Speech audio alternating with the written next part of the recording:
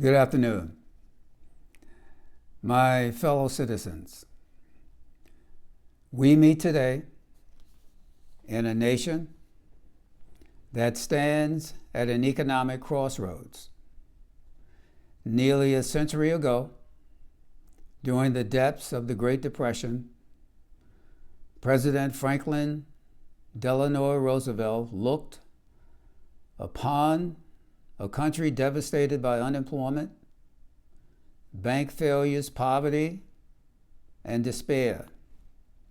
Factories stood silent. Families lost homes. Workers lost hope. Yet, Roosevelt offered not only sympathy, he offered action. His answer became known as the New Deal. The New Deal, ladies and gentlemen, was not simply a collection of programs. It was a political philosophy designed to help Americans. But it was built upon a powerful selection of ideas when ordinary Americans were suffering. Government reached out and addressed those issues in a multitude of ways. America is suffering today in a multitude of ways. President Roosevelt believed the nation had a responsibility to stabilize the economy, create jobs, rebuild infrastructure, strengthen labor protections, and restore faith in the future. Today, in 2026, as I mentioned in previous speeches, we have reached a crossroads. Today, many Americans, once again, feel abandoned by economic forces larger than themselves.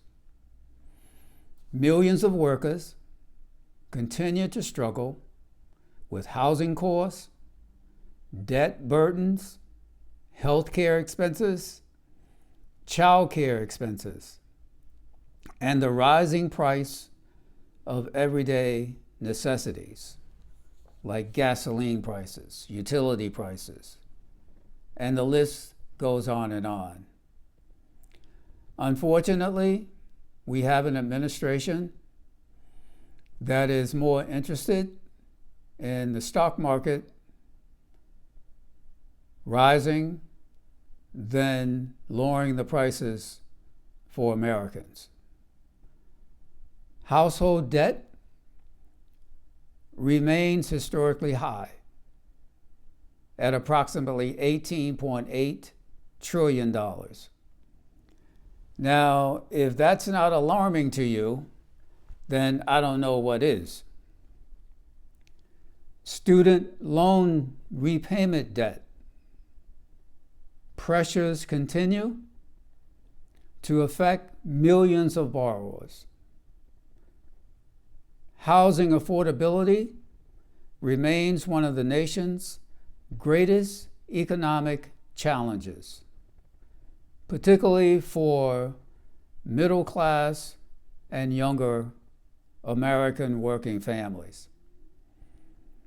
Now, for some of you who've read my books, I touch on those subjects in depth in at least 3 of those books. We here in the United States, American citizens, have to make critical choices that we have the power to do in terms of changing the direction of the United States of America. We hear reports almost daily of strong markets and economic growth. Yet many citizens ask a different question. If the economy is strong, why are we, the American citizens, still suffering and hurting?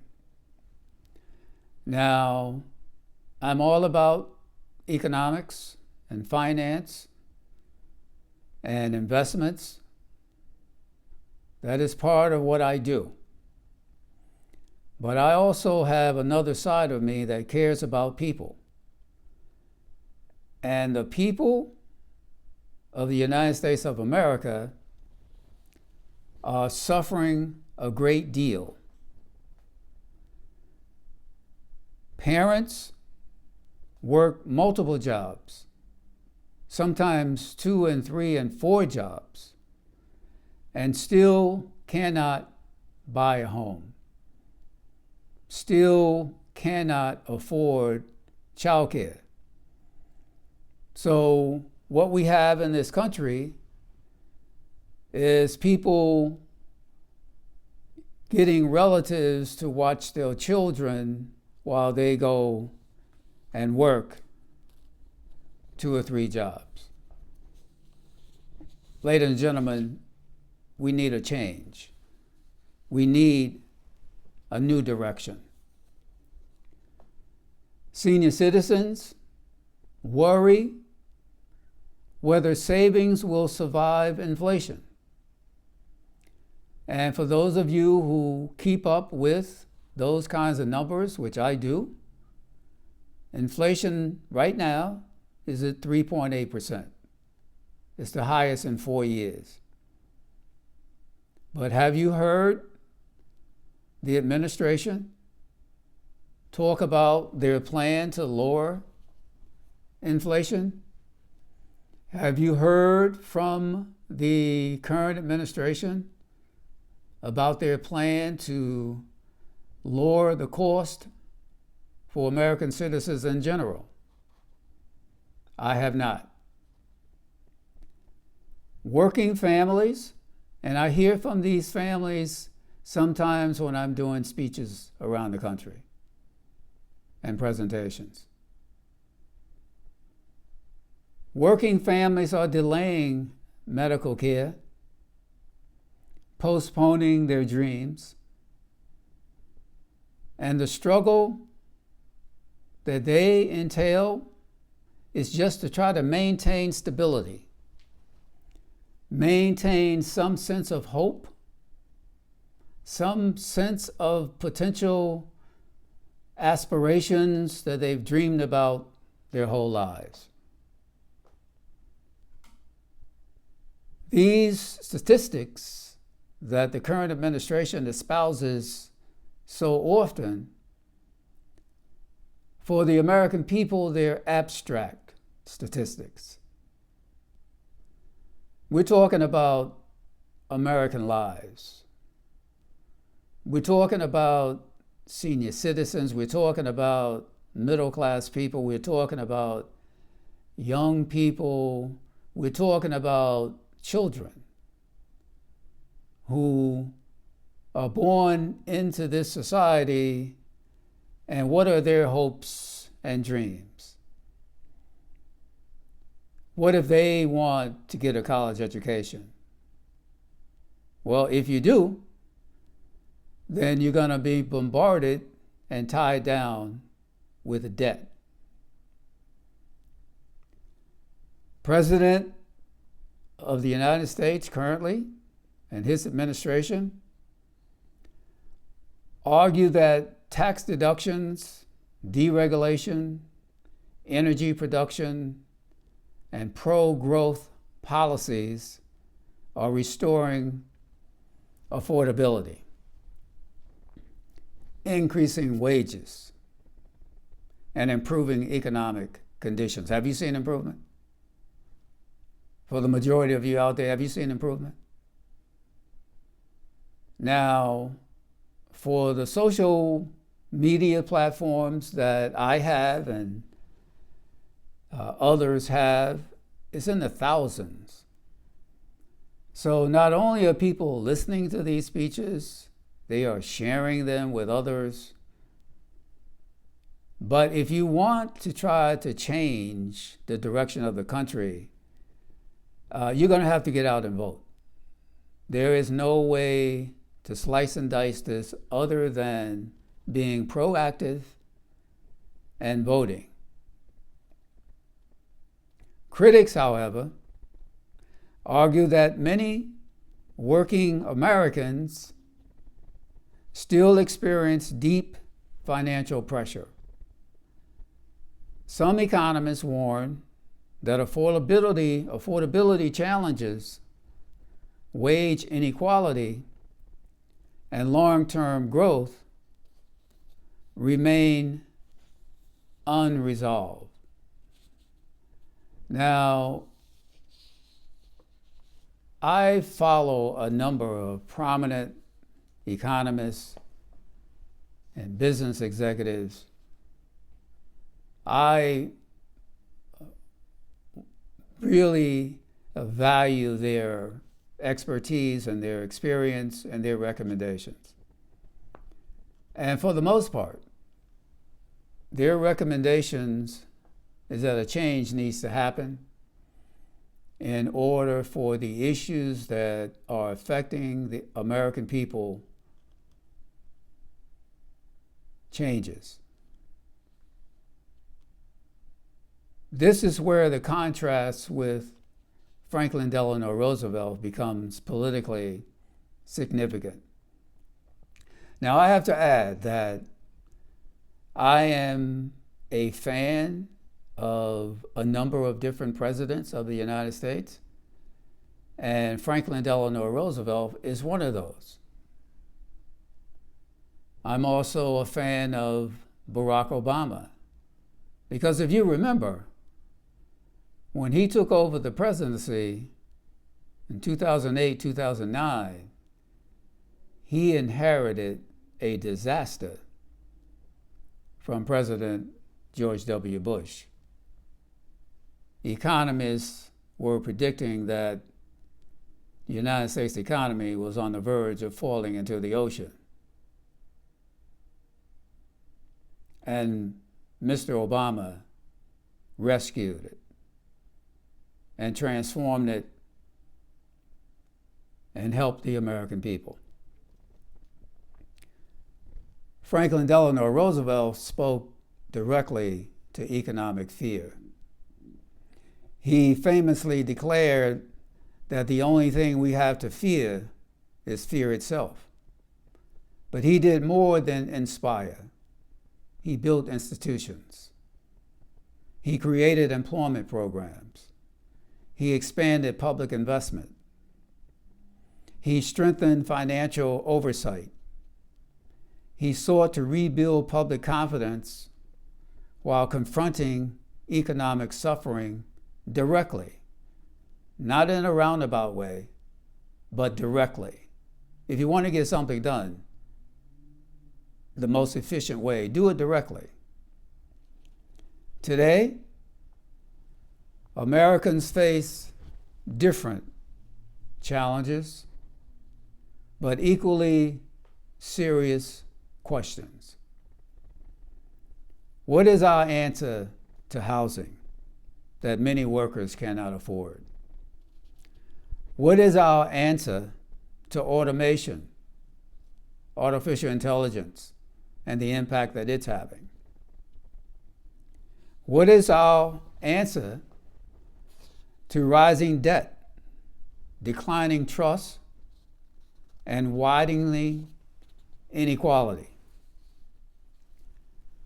As many of you know, this country is facing a super serious debt crisis, currently at $39 trillion. That's with a T. Now, most of us can't even fathom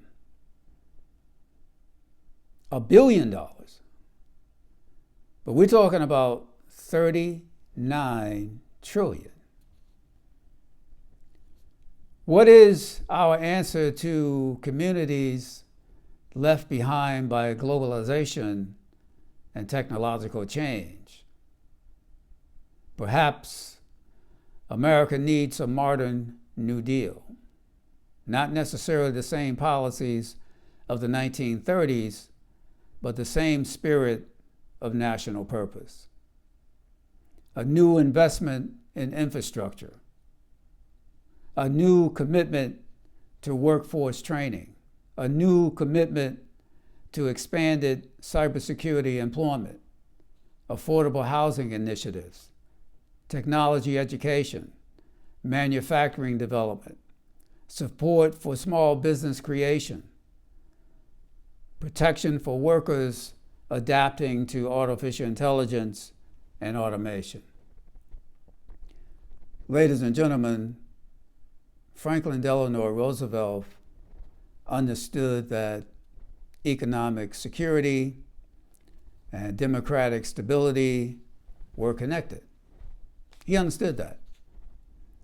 When citizens lose faith in their ability to prosper, political anger grows, division increases, trust declines. Ladies and gentlemen, that's what we're facing right now in the United States of America to a large degree. And today, many Americans feel that strain. They see billionaires growing wealth while families struggle. They see political battles while communities decline. They see technological progress, but wonder whether it still includes them. The challenge before us, ladies and gentlemen, is that America is therefore not merely economic. It is a moral question that we face. It is a political question that we face. It is a democratic question that we face. And ladies and gentlemen, the question is whether this nation will once again place ordinary citizens at the center of economic policy. The question is whether this nation will prioritize working families, whether this nation will prioritize health care for the American citizens.